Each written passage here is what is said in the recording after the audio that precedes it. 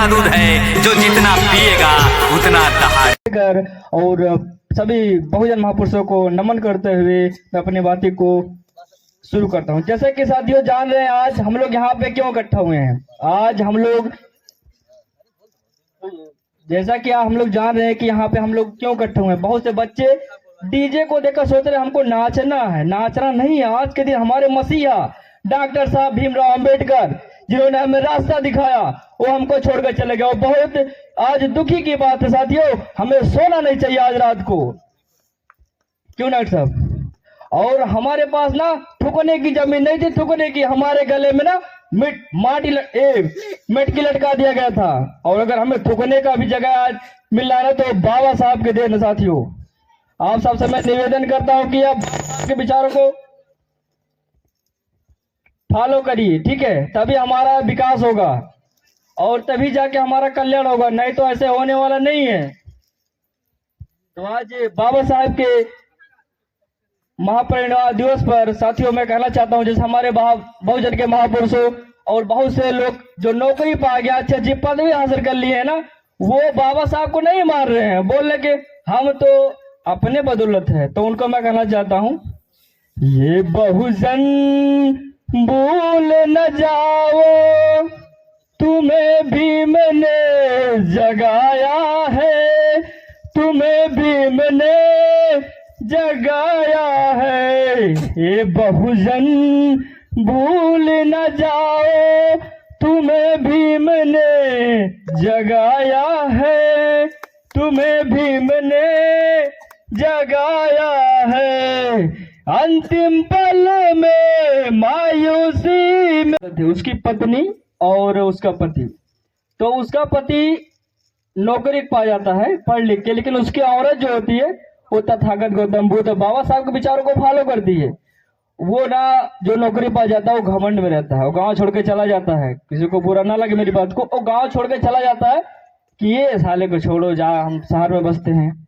तो उसकी जो पत्नी होती है वो समझदार होती है। वो बोलती नहीं जो आप डीएम एसडीएम जो भी कुछ भी हो बाबा साहब के देन की वजह से है।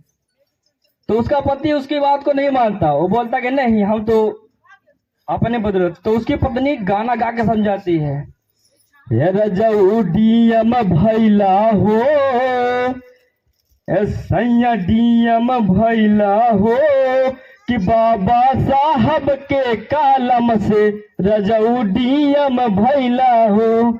सैया पीएम भैला हो के कालम से रजऊ डीएम भैला हो।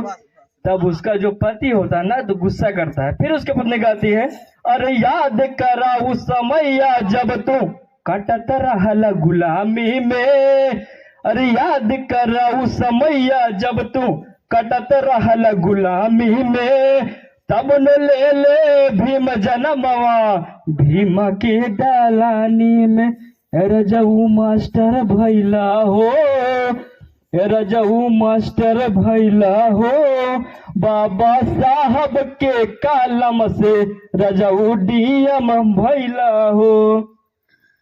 साथियों ऐसे हमारे समाज में बहुत लोग हैं जो भी भूल जा रहे हैं बाबा साहब की बातों को। वो लोग मानते ही नहीं। जो थोड़े बड़े पद पे गए वो बोले कुछ नहीं। जो हम मेहनत कर रहे हैं वो हमारा ठीक है मेहनत करें, लेकिन रास्ता आपको कौन दिखाया। आपको किसने कहा कि आप इस रास्ते पे चलिए। रजिस्टर की पढ़ाई करके वापस आए तो देखे कि अभी भी जातिवाद है हमारे गांव में हमारे शहरों में हमारे लोग। और उनको तो वहां पे बहुत सम्मान दिया जाता था। यहाँ पे जब आए उनको रूम नहीं मिल रहा था साथियों। उनको बोले कि कौन सा जाता है जब जान जाते कि चमार है तो उसको उनको रूम नहीं दिया जाता था। बाबा साहब ने कहा फिर यहाँ पे उन्होंने कहीं पे रूम मिला उनको। फिर पढ़ाई लिखाई करें। फिर अपने लोगों से बोला कि तुम कमजोर नहीं हो। तुम किसी से कमजोर नहीं। कोई किसी से कमजोर नहीं है। फिर मैं एक लाइन फिर लिखा हूं कि भीम ने कहा था लड़ना सीखो जातिवाद से लड़ना सीखो क्यों करते हो गुलामी। कि भीम ने कहा था लड़ना सीखो जातिवाद से लड़ना सीखो क्यों करते हो गुलाम। छोड़ दो गुलामी।